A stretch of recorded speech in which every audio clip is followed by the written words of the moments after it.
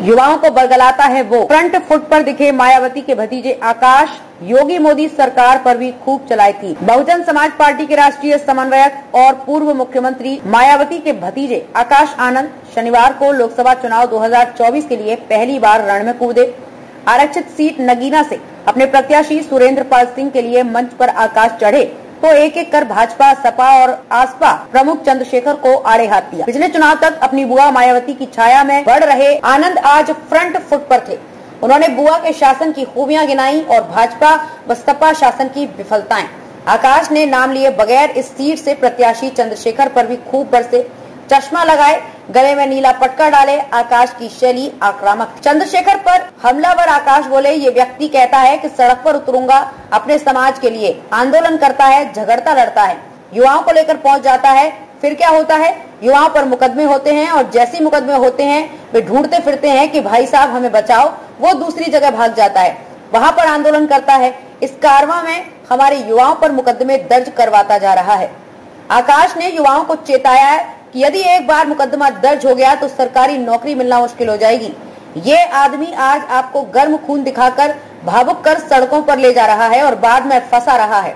उन्होंने कहा कि सड़कों पर लड़कर सत्ता में आपको ताकत नहीं मिलेगी, आपको समाज को जागरूक करके पार्टी को मजबूत कर सत्ता में लाना होगा। न्याय और रोजगार के लिए ये जरूरी है। चंद्रशेखर को केंद्र कर कहा। इस व्यक्ति ने पूरे जी जान से इंडी गठबंधन में घुसने की कोशिश की जिससे वो अपनी एक सीट निकाल सके।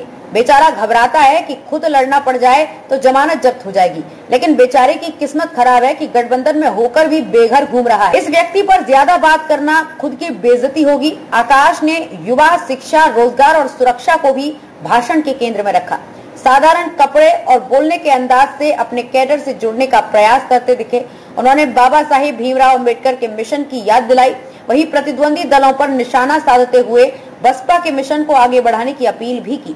आकाश ने मायावती को लिखित संदेश भी पढ़कर सुनाया, जिसमें मायावती ने अपने कैडर से बसपा को तोड़ने और बदनाम करने वालों से हर मोर्चे पर सावधान रहकर जाति, धर्म, मंदिर, मस्जिद के नाम पर न बंटने की अपील। योगी मोदी सरकार पर खूब चलाई थी। आकाश ने योगी सरकार को निशाने पर लिया। कहा, भाजपा ने शिक्षा, रोजगार और सुरक्षा के मुद्दे पर कोई काम नहीं किया। बीजेपी सरकारी खर्चे पर अपनी योजनाओं का बखान कर रही है। प्रदेश सरकार को स्वयं को बुलडोजर सरकार कहलवाना बहुत अच्छा लगता है, लेकिन जनता ने सरकार को तोड़ने के लिए नहीं, जोड़ने के लिए चुना था।